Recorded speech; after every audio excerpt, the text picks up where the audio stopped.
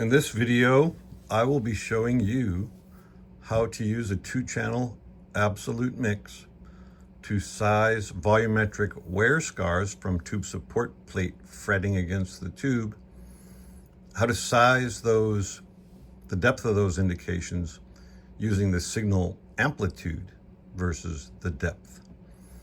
So to do that, I have already calibrated the instrument with my calibration tube, and my cursor position right now is on the 100% through wall hole. And just to show you, there's the 80, 60, 40, and then there's a 20% single, very small right there. But I've already created two 2-channel mixes. The first one is a differential mix. So to show you how that works, I'm going to go down on top of my tube support plate, and when I switch over to the mix 1, you'll see that the tube support plate is mixed out. If you look on the mix strip chart, there's no tube support plate signal there. But if I switch back to channel 1, you can clearly see it.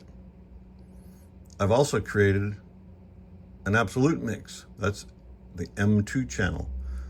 That is a 300/150 absolute mix. So what I'm going to do next is position my cursor. See these 3 wide areas on my strip chart? Those are the 3 wear scars in my cal tube.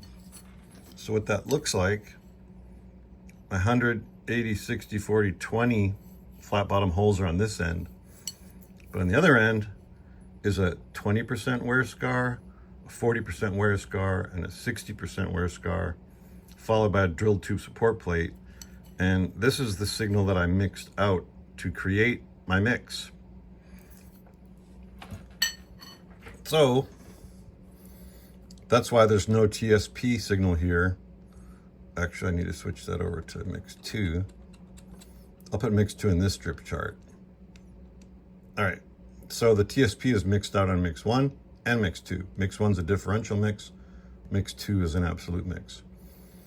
So the only signal that I have in my liturgy right now is going to be the mix 2.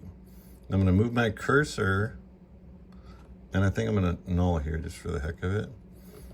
I'm going to move my cursor onto the 20% wear scar, which is right here. Now I want to make sure that flaws are going up, so I'll just scan past my flat bottom holes.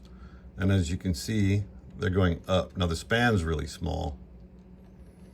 If you like, I can increase the span just to confirm that the ASME flat bottom holes are going up. Now I could set noise just a little bit more horizontal like that, okay? Now we're going to take my cursor back down to the first wear scar, which is the 20%er, and then the next one's going to be the 40. Now those are the only 2 that I'm going to use to set my calibration curve. But I want the largest wear scar to be at least visible on the screen.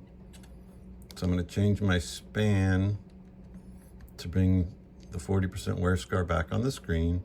And then I want to confirm that I can still see the 20% wear scar, which is right there. So before we can create the volts or amplitude versus depth curve, because it's based on volts, or since it's based on volts, we have to set a voltage scale. And most procedures will tell you to take the largest wear scar that you want to size, which would be the 40 here, and we'll set that to some voltage, like 5 volts is a common one. So I will go to measure, and we want to measure the vertical amplitude. So we're going to hit vert max. See, that measures the vertical maximum. And right now it says 4.93 volts.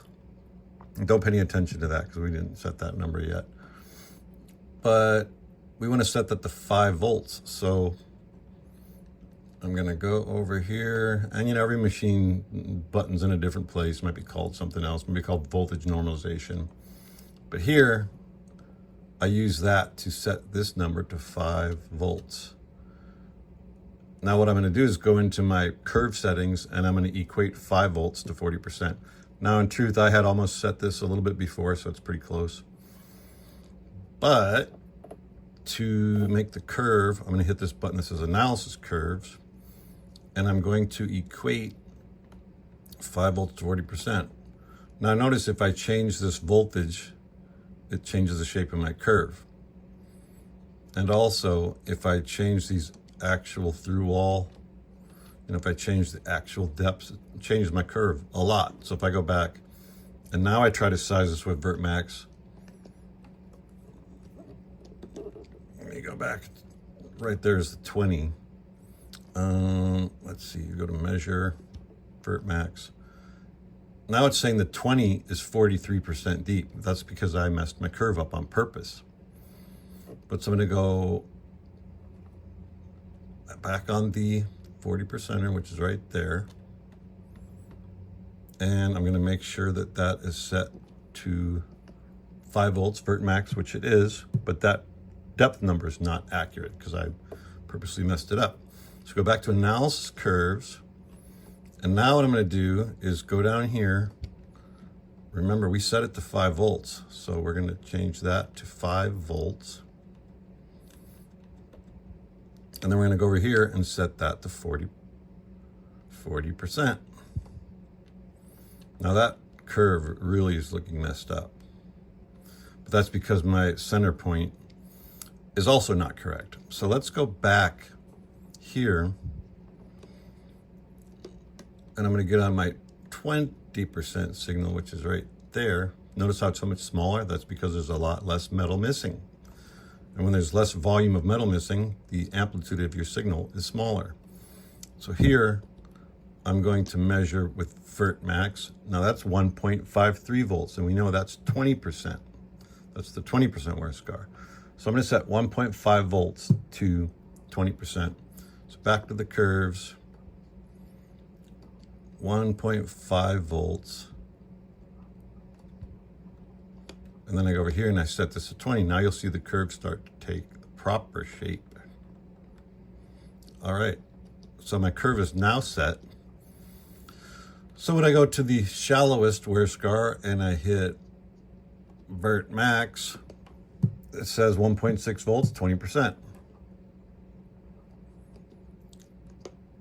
If I go to the 40%, it's going to be a larger signal. See how much bigger that is because there's more metal missing. Now when I hit Measure, VertMax, it says 5 volts, 39%. So it's 1% off, you know, that's okay. But what if we had something that was 1 volt? What would that come up as? It'd be somewhat less than 20. You know, if we had something that was 0.2 volts, it would be very close to 1%. It all depends on where it falls on this curve. Now, the very last thing I'll do is make my window size a little bit bigger.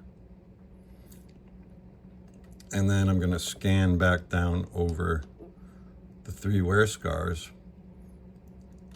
Right there, window size a little tiny bit bigger.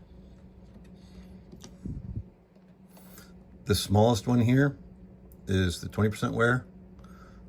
This is the 40% wear because there's more metal missing. And to get the 60% on screen, I actually have to change the span down a little bit because that signal's much, much bigger. So now you know how to size volumetric wear using a 2-channel absolute mix volts versus depth curve.